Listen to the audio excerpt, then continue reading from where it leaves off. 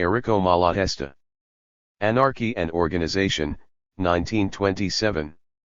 Thank you, François. A French pamphlet entitled, Organizational Platform of the General Union of Anarchists, Project, fell into my hands by chance. We know that today non-fascist writings do not circulate in Italy. It is an anarchic organizational project, published under the name of a group of Russian anarchists abroad and which seems more specifically addressed to Russian comrades. But it deals with questions that interest all anarchists and, moreover, it is obvious that it seeks the support of comrades from all countries, by the very fact of being written in French.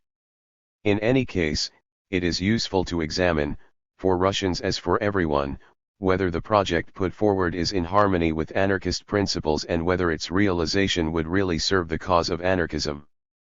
The motives of the promoters are excellent.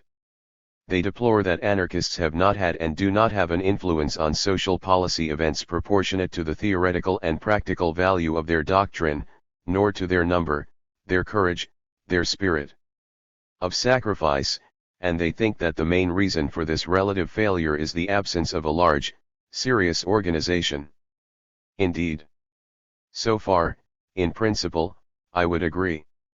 Organization is only the practice of cooperation and solidarity, it is the natural, necessary condition of social life, it is an inescapable fact which imposes itself on everyone, both in human society in general and in any group of people with a common goal to achieve.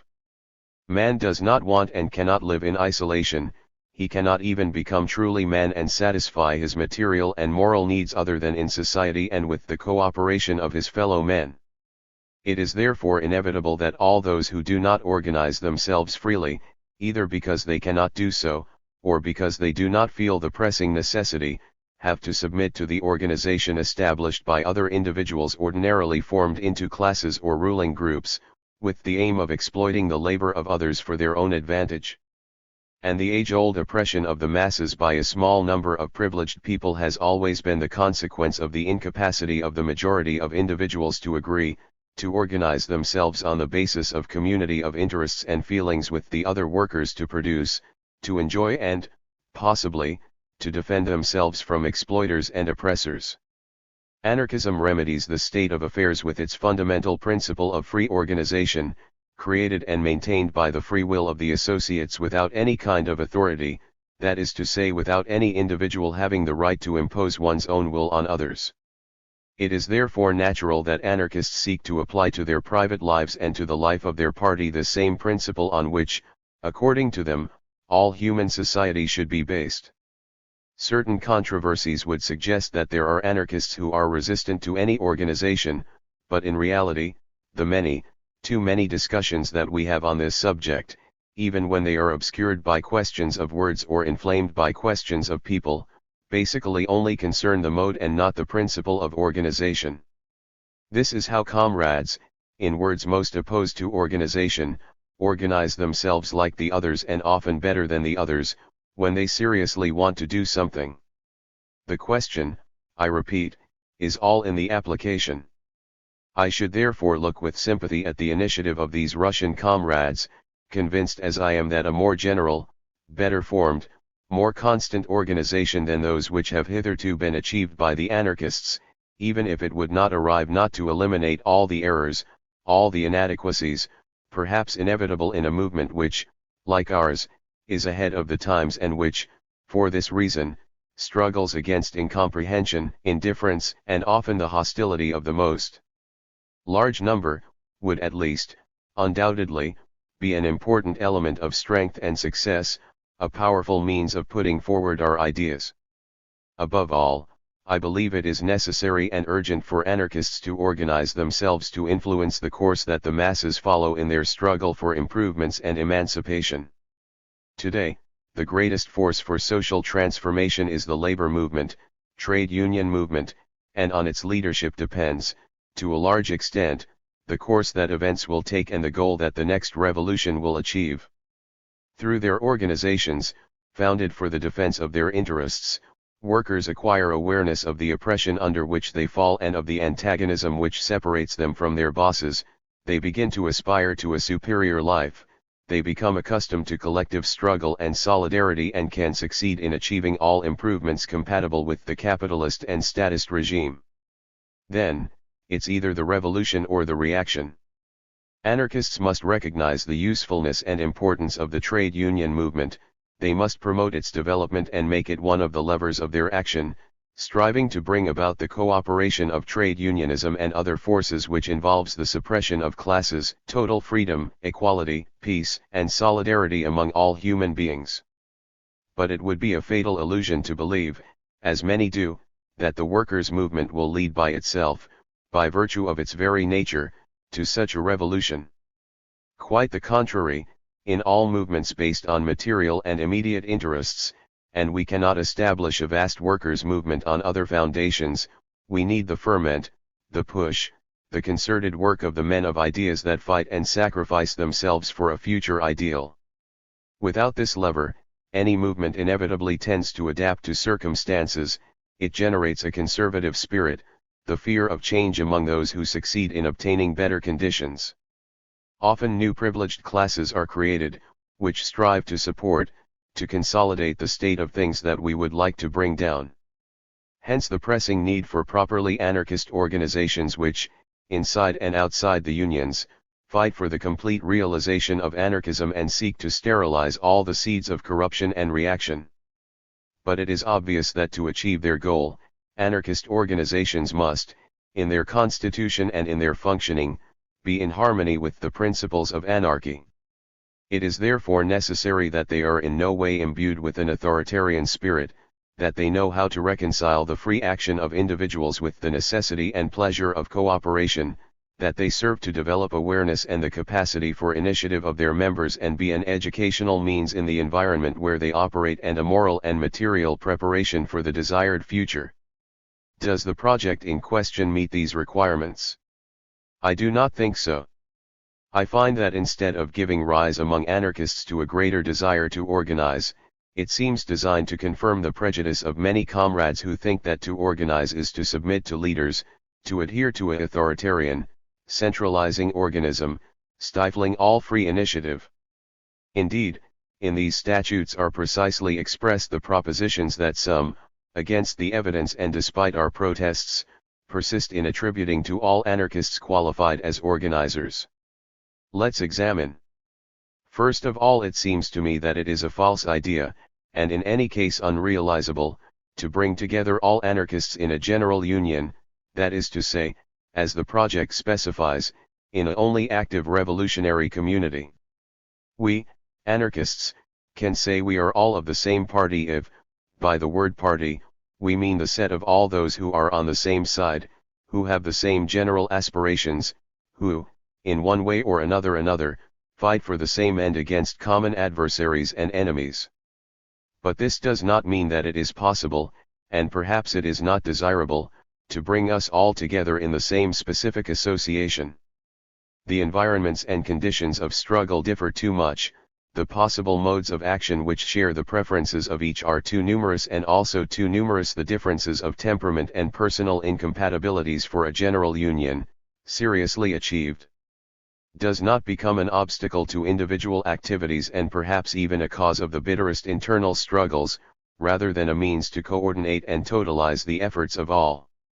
How, for example, could we organize in the same way and with the same personnel, a public association made for propaganda and agitation among the masses, and a secret society, constrained by the political conditions in which it operates, to hide from the enemy his goals, his means, his agents? How could the same tactic be adopted by educationists convinced that propaganda and the example of a few are enough to gradually transform individuals and, consequently, society, and revolutionaries convinced of the need to destroy by violence a state of things which is only sustained by violence, and to create, against the violence of the oppressors, the conditions necessary for the free exercise of propaganda and the practical application of ideal conquests?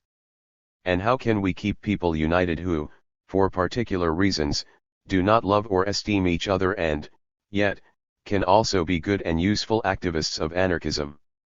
On the other hand, the authors of the project declare the idea of creating an organization bringing together representatives of the various tendencies of anarchism inept. Such an organization, they say, incorporating theoretically and practically heterogeneous elements, would be nothing more than a mechanical assemblage of individuals who have a different conception of all questions concerning the anarchist movement. It would infallibly disintegrate as soon as it was put to the test of facts and real life. Very good.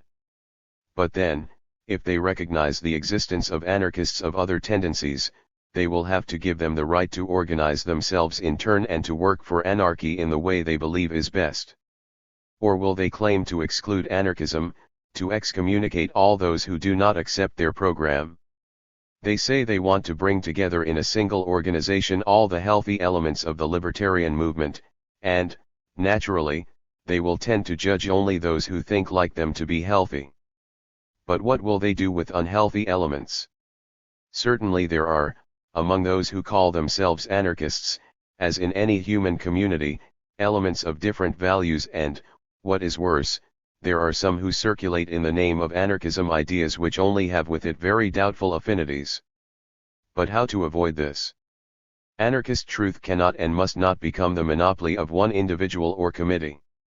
It cannot depend on the decisions of real or fictitious majorities. It is only necessary, and it would be sufficient, that everyone have and exercise the broadest right of free criticism and that everyone can support their own ideas and choose their own companions.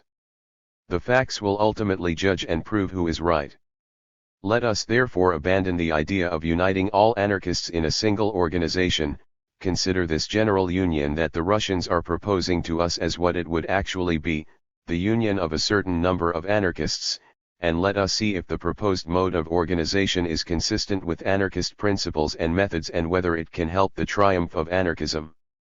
Once again, it seems to me not. I do not doubt the sincere anarchism of these Russian comrades. They want to achieve anarchist communism and are looking for a way to get there as quickly as possible. But it is not enough to want something, you must also use the appropriate means to obtain it. Just as to go to a place you must take the road that leads there, otherwise you will end up in any other place. However, the entire proposed organization being of the authoritarian type, not only would it not facilitate the triumph of anarchist communism, but it would distort the anarchist spirit and would have results contrary to those that its organizers expect. Indeed, a general union would consist of as many partial organizations as there would be secretariats to ideologically direct its political and technical work, and there would be an executive committee of the union responsible for carrying out the decisions taken by the union, to direct the ideology and organization of groups in accordance with the ideology and line of tactics of the union. Is this anarchism? In my opinion, it is a government and a church. It is true that there is a lack of police and bayonets, as are the faithful willing to accept the ideology dictated from above, but this simply means that this government would be an impotent and impossible government and that this church would be a nursery of schisms and heresies. The spirit, the tendency remains authoritarian and the educational effect would always be anti-anarchist. Listen instead, the executive body of the general libertarian movement, the Anarchist Union, adopts the principle of collective responsibility. The entire union will be responsible for the revolutionary and political activity of each of its members, and each member will be responsible for the revolutionary and political activity of the union.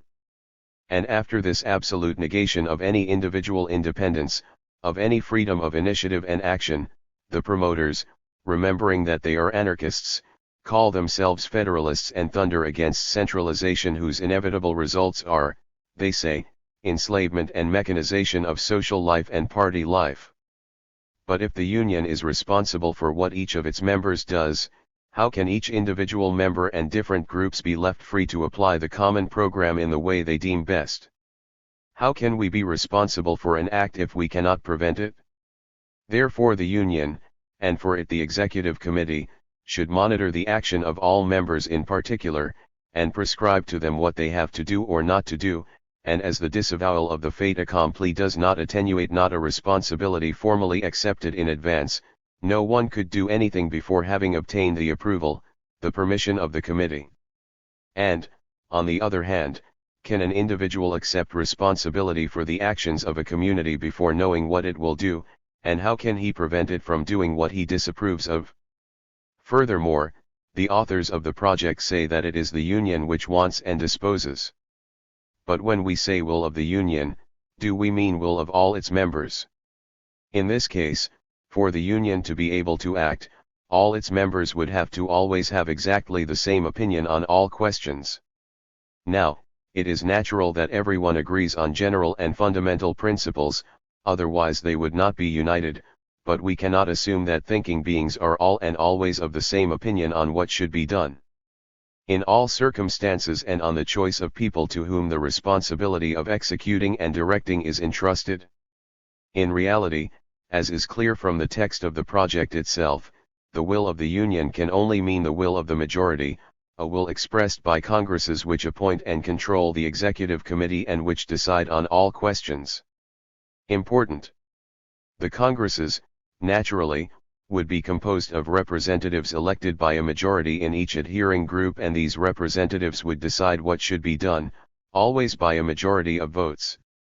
So, in the best hypothesis, decisions would be taken by a majority which could very well, particularly when there are more than two opinions present, only represent a minority. It is, in fact, noteworthy that, in the conditions in which anarchists live and struggle, their congresses are even less representative than are the bourgeois parliaments, and their control over the executive organs, if the latter have authoritarian power, rarely happens on time in an efficient manner. To anarchist congresses, in practice, goes whoever wants and who can, who has or finds the necessary money and is not prevented by police measures. There we meet as many people who represent only themselves or a small number of friends, as those who really represent the opinions and desires of a large community. And apart from the precautions to be taken against traitors and spies, and also because of these necessary precautions, a serious verification of the mandates and their value is impossible. In any case, we are in the middle of a majority system, in full parliamentarism. We know that anarchists do not admit the government of the majority, democracy, any more than they admit the government of a few, aristocracy, oligarchy, or class or party dictatorship, nor that of only one, autocracy, monarchy, or personal dictatorship. Anarchists have criticized 1,000 times the so-called majority government which, in practical application, always leads to the domination of a small minority. Will we have to redo it once again for the use of our Russian comrades? Certainly anarchists recognize that, in common life, it is often necessary for the minority to conform to the opinion of the majority. When there is an obvious need or utility to do something and to do it requires the help of everyone, the few must feel the need to adapt to the will of the many. Moreover, in general, to live together in peace under a regime of equality, it is necessary that everyone be animated by a spirit of harmony, tolerance, flexibility. But this adaptation of one part of the associates to the other part must be reciprocal, voluntary, derived from the awareness of the necessity and the desire of each not to paralyze social life by their obstinacy. It must not be imposed as a principle and as a statutory rule. It is an ideal which, perhaps, in the practice of general social life, will be difficult to achieve absolutely, but it is certain that any human group is all the closer to anarchy as the agreement between the minority and the majority is freer, more spontaneous, and imposed only by the nature of things. Therefore, if anarchists deny the majority the right to govern in general human society, where the individual is nevertheless forced to accept certain restrictions because he cannot isolate himself without renouncing the conditions of human life, as they want everything to be done by free agreement between all, how would it be possible for them to adopt the government of the majority in their essentially free and voluntary associations and to begin by declaring that they submit to the decisions of the majority before even knowing what they will be? That anarchy, free organization without domination of the majority over the minority, and vice versa, is qualified, by those who are not anarchists, as an unrealizable utopia or only achievable in the very distant future. This is understandable, but it is inconceivable that those who profess anarchist ideas and would like to achieve anarchy, or at least seriously approach it today rather than tomorrow, that they even deny the fundamental principles of anarchism in the very organization by which they propose to fight for its triumph.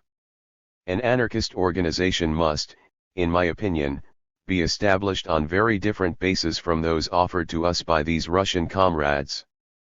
Full autonomy, full independence and, consequently, full responsibility of individuals and groups, free agreement between those who believe it is useful to unite to cooperate in a common work, moral duty to maintain the commitments made and to do nothing which is in contradiction with the accepted program. On these bases, practical forms are adapted, instruments capable of giving real life to the organization, groups, federations of groups, federations of federations, meetings, congresses, committees responsible for correspondence or other functions.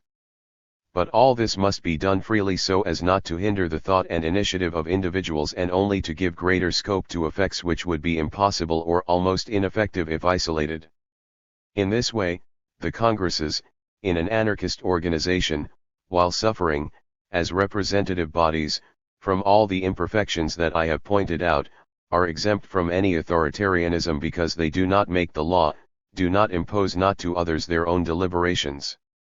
They serve to maintain and extend personal relationships between the most active comrades, to summarize and provoke the study of programs on the ways and means of action, to make everyone aware of the situation in the various regions and the most important action, more urgent in each of them, to formulate the various opinions current among anarchists and to make a sort of statistic of them, and their decision are not obligatory rules, but suggestions, advice, proposals to be submitted to all those concerned.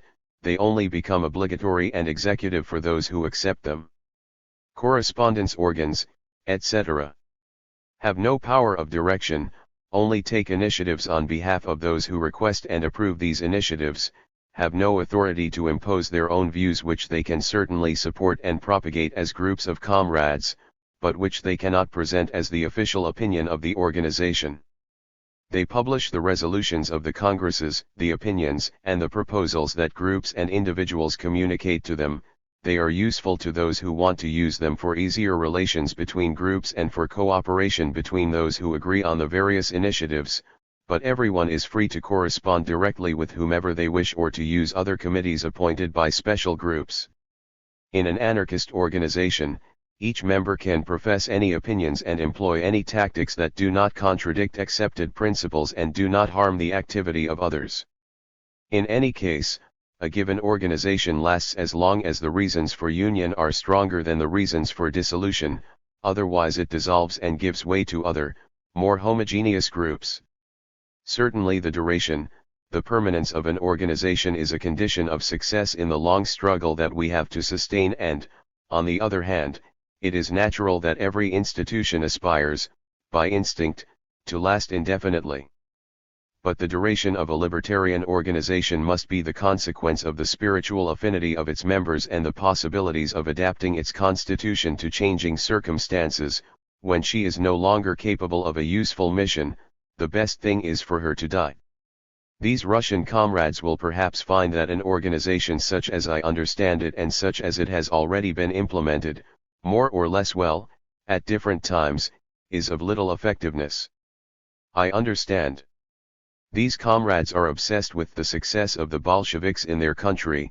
They would like the Bolshevists, to unite the anarchists into a sort of disciplined army which, under the ideological and practical direction of a few leaders, would march, compact, to attack the current regimes and which, the material victory obtained, directed the constitution of the new company.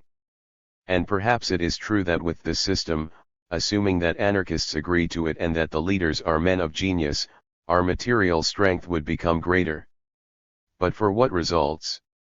Would not happen to anarchism what happened to socialism and communism in Russia? These comrades are impatient for success, we are too, but in order to live and win we must not renounce the reasons for life and distort the possible victory. We want to fight and win, but like anarchists and for anarchy. Errico Malatesta.